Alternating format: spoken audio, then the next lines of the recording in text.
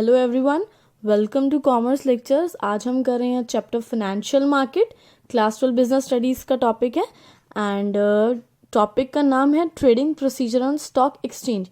यानी stock exchange में trade कैसे किया जाता है। ट्रेड से इधर मतलब है buying and selling of securities.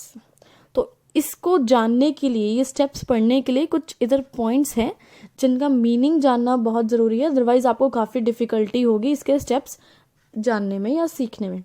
तो सबसे पहला इधर वर्ड है डीमटेरियलाइजेशन। अब ये दो वर्ड से बना है, D plus materialisation. Material means जैसी कोई चीज़ जिसे हम टच कर सकते हैं, फील कर सकते हैं, देख सकते हैं। सो डीमटेरियलाइजेशन उसका बिल्कुल अपोजिट हो गया है ना। सो ये वर्ड क्या कहना चाह रहा है, holding securities in electronic form. यानी जब आपके पास सिक्योरिटीज इलेक्ट्रॉनिक फॉर्म में होती हैं, जैसे कि बैंक अकाउंट होता है हमारा, है ना। हम बैंक में जाते हैं, हमारे पास बैंक में जो है एक्चुअली में पैसे थोड़ा ना होते हैं हमारे अकाउंट में। सिर्फ आप जब फ़ोन पे नेट बैंकिंग वगैरह यूज़ करते हो, आप क्या देखते हो कि एक एंट्री हो रखी है कि इतना पैसे जो है डेबिट हो गया, इतना पैसे जो है क्रेडिट हो गया। ऐसे ही सेम शेयर्स के केस में होता है, आपके डिबेंचर्स के केस में होता है। इलेक्ट्रॉनिकली आपके पास शेयर्स होते हैं, एक्चुअली में नहीं पड़े होते हैं आपके घर पे। ठीक है, इलेक्ट्रॉनिक वे में क्या होगा, आपके अकाउंट में एंट्री होती है कि शेयर्स डेबिट हुए या शेयर्स क्रेडिट हुए। आगे समझ, आगे पढ़ते हैं डिपॉजिटरी। डिपॉजिटरी का इधर क्या मतलब है, एन इंस्टीट्यूट और ऑर्गेनाइजेशन विच होल्ड्स सिक्योरिटीज। मतलब अभी सिक्योरिटीज अगर इलेक्ट्रॉनिक फॉर्म में है उसका मीनिंग है डीमटेरियलाइजेशन, लेकिन जो ऑर्गेनाइजेशन सिक्योरिटीज अपने पास रखेगी इलेक्ट्रॉनिक फॉर्म में, ठीक है, वो कहलाएगी डिपॉजिटरी। जैसे कि जो भी ऑर्गेनाइजेशन आपके शेयर्स या डिवेंचर्स इलेक्ट्रॉनिक फॉर्म में संभाल के रखेगी आपके बिहाफ पे, वो कहलाएगी डिपॉजिटरी। जैसे कि बैंक्स होते हैं, वो हमारे बिहाफ पे हमारा पैसा संभाल के रखते हैं ना। तो इस केस में शेयर्स और डिवेंचर्स वगैरह के केस में, सिक्योरिटीज के केस में, बॉन्ड्स के केस में क्या होता है, इन ये सब कौन संभाल के रखता है, डिपॉजिटरी। डिपॉजिटरी जो होती है, जैसे हमारे बैंक होते हैं कैश के लिए, ऐसे शेयर्स एंड डिवेंचर्स के लिए क्या होते हैं, ये डिपॉजिटरीज होती हैं। आगे बढ़ते हैं, डिपॉजिटरी पार्टिसिपेंट्स। अब ये क्या चीज़ है भाई, open demat account of investors. Depository participants पता है कौन होते हैं, इनके साथ मिलके काम करते हैं। वो क्या करेंगे, आपका डीमेट अकाउंट खोलेंगे। हम इन्वेस्टर हैं, आप और मैं पैसा इन्वेस्ट करते हैं शेयर मार्केट में, तो हमारा डीमेट अकाउंट खोलते हैं कौन, डिपॉजिटरी पार्टिसिपेंट्स। और maintain security account balance of investor. और हमारा जितना भी लेना देना देख रेख करनी होती है अकाउंट की, वो कौन करते हैं, डिपॉजिटरी पार्टिसिपेंट्स। यानी इनका कोई लेना देना नहीं है हमसे, ये एक अलग चीज़ है, ठीक है, जहाँ पे सब कुछ हमारे सिक्योरिटीज स्टोर होते हैं, लेकिन हमारे अकाउंट को संभालने की जिम्मेवारी किसकी होती है, डिपॉजिटरी पार्टिसिपेंट्स की। तो ये तीनों टर्म समझ आ गए। अब इसके स्टेप्स हम पढ़ते हैं क्या होते हैं। सो अगर आपको अपने शेयर्स आपके लिए खरीदने हैं या बेचने हैं, इसके लिए आप क्या करेंगे, सबसे पहला स्टेप क्या होगा, सिलेक्शन ऑफ अ ब्रोकर। आप सबसे पहले जाएंगे और एक ब्रोकर चूज करेंगे, ठीक है, जो उन सभी ब्रोकर आपके जान पहचान का होगा या जिसका देख के आपको ऐसा लगता होगा हाँ भाई मुझे ये अच्छे बेनिफिट देगा, अच्छे ऑफर्स दे रहा है। कैसा ब्रोकर होना चाहिए, वो रजिस्टर्ड थ्रू सेबी, ठीक है, सेबी से रजिस्टर्ड होना चाहिए और साथ में मेंबर ऑफ स्टॉक एक्सचेंज। ऐसे ब्रोकर को जाके आप चूज कर लेंगे। तो सबसे पहला स्टेप क्या है, सिलेक्ट अ ब्रोकर। एक ब्रोकर सेलेक्ट करो और वो ब्रोकर क्या काम करेगा, he buys and sell securities on behalf of investor. यानी आपके बिहाफ पे वो खुद ही सिक्योरिटीज खरीदेगा और खुद ही बेचेगा। जैसे कि आपका काम है सिर्फ उसे बोलना कि हाँ भाई मुझे सिक्योरिटीज चाहिए या मुझे सिक्योरिटीज अपनी बेचनी है, तो वो सारे काम कौन करेगा, ब्रोकर। आप पर्सनली जाके नहीं करोगे, आप सिर्फ ब्रोकर को इन्फॉर्म कर दोगे, वो अब उसका काम है, ठीक है। अभी सेकंड पॉइंट पर चलते हैं। ब्रोकर सेलेक्ट करने के बाद क्या होगा, open demat account with depository participant. अब ट्रेड करने के लिए सबसे इंपॉर्टेंट क्या है, आपको एक डीमेट अकाउंट खोलना पड़ेगा। अब जैसे कि आप लोग बैंक में गए, तो बैंक में जाके आपने बोला हाँ भाई मुझे पैसे चाहिए, पैसे दो। ऐसे थोड़ा ना बैंक किसी को भी पैसे दे देती है। बैंक किसको पैसे देती है, जिसका अकाउंट होता है। या फिर आपको पैसे डिपॉजिट कराने हैं, आप उठ के चले गए किसी भी बैंक में, बोले लो भाई मेरे पैसे संभाल के रखो, मैं कभी और ले जाऊंगा। ऐसे थोड़ा ना होता है, अकाउंट खुलवाना पड़ता है ना सारे ट्रांजैक्शन के लिए। तो ऐसी जब आप शेयर्स और डिबेंचर्स और बॉन्ड्स और इन सब के साथ डील करते हैं, सिक्योरिटीज के साथ, आपको इसके लिए क्या खुलवाना पड़ता है, डीमेट अकाउंट। इस अकाउंट का नाम है डीमेट अकाउंट। डीमेट अकाउंट अब क्या चीज़ है, person who wants to trade in listed securities in electronic form has to open this account. जो भी इंसान ट्रेड करना चाहता है यानी सिक्योरिटीज को बेचना या खरीदना चाहता है इलेक्ट्रॉनिक फॉर्म में, उसको ये अकाउंट खोलना पड़ेगा, बाकी और किसी के साथ जबरदस्ती नहीं है।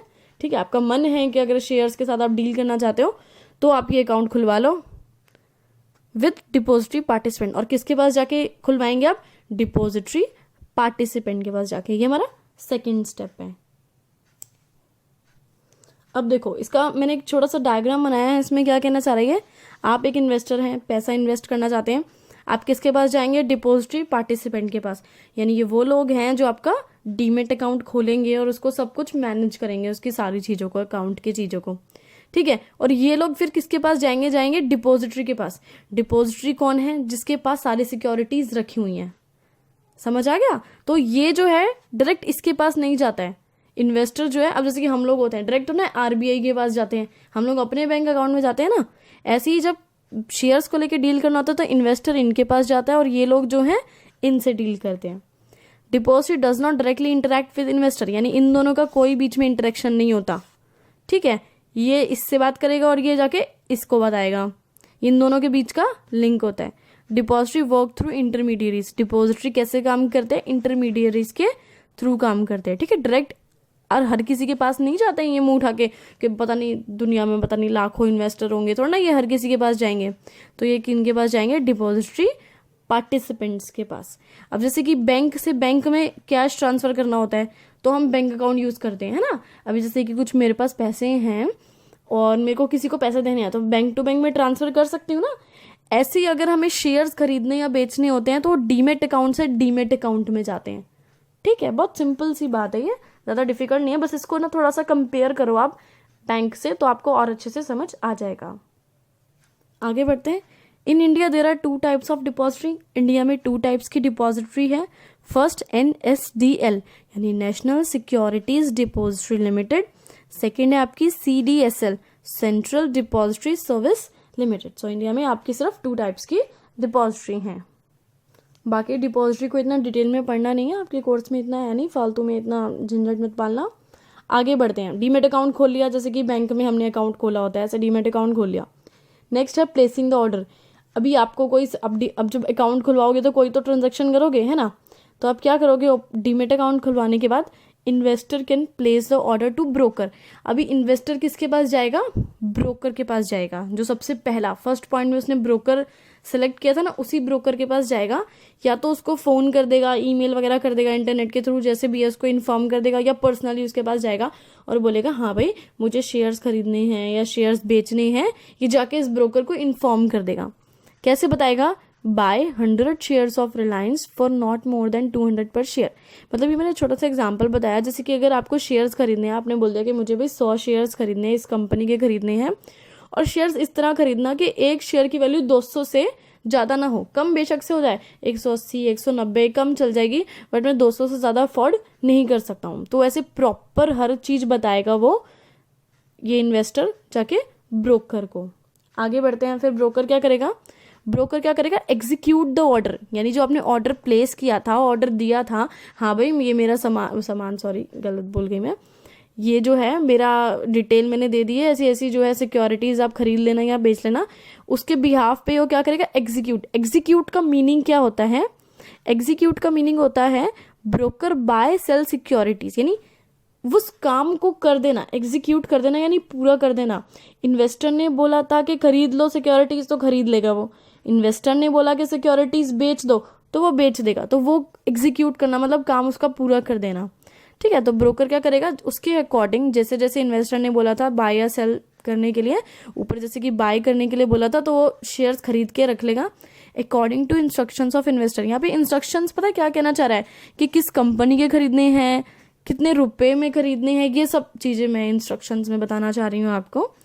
ठीक है, अभी उसने खरीद लिया है अपनी तरफ से, खरीदने के बाद वो क्या, एक कॉन्ट्रैक्ट नोट बनाएगा और उस पर खुद जाके साइन कर देगा। अभी कॉन्ट्रैक्ट नोट में वो क्या क्या लिखेगा, वो लिखेगा नेम एंड सिक्योरिटी, प्राइस के, सिक्योरिटी का नाम क्या है, किस टाइप की सिक्योरिटी है, वो कितने प्राइस की है, पर शेयर क्या प्राइस है, पार्टीज कौन कौन इन्वॉल्व है, जैसे कि जो भी खरीदने वाला है और जो बेचने वाला है। दोनों पार्टीज के नाम, ब्रोकरेज कमीशन यानी उसने कमीशन कितना चार्ज किया है अपनी सर्विसेज का, ऐसे बहुत सारी चीजें जो है वो कॉन्ट्रैक्ट नोट में लिख देगा और उसे साइन कर देगा। चलो आगे बढ़ते हैं। अब उसने सिक्योरिटीज खरीद ली, अब क्या होगा, सेटलमेंट। अब सेटलमेंट क्या है, हमारा लास्ट स्टेप। इसमें क्या होगा, एक्चुअल ट्रांसफर ऑफ सिक्योरिटीज। जब इसने इस पॉइंट में सिक्योरिटी खरीदने के बाद वो क्या करेगा, लास्ट में जो सिक्योरिटीज होगी वो इन्वेस्टर को ट्रांसफर कर देगा, उसके नाम पे कर देगा। ठीक है, done by broker on behalf of their clients. कौन करेगा, ब्रोकर। जैसे कि मैंने बोला था ना अभी 100 शेयर खरीदने को, तो वो मेरे नाम पे सिक्योरिटीज ट्रांसफर कर देगा। अभी यहाँ पे सेटलमेंट्स जो है 2 टाइप्स की है। क्या क्या है, फर्स्ट आपकी है settlement on the spot settlement.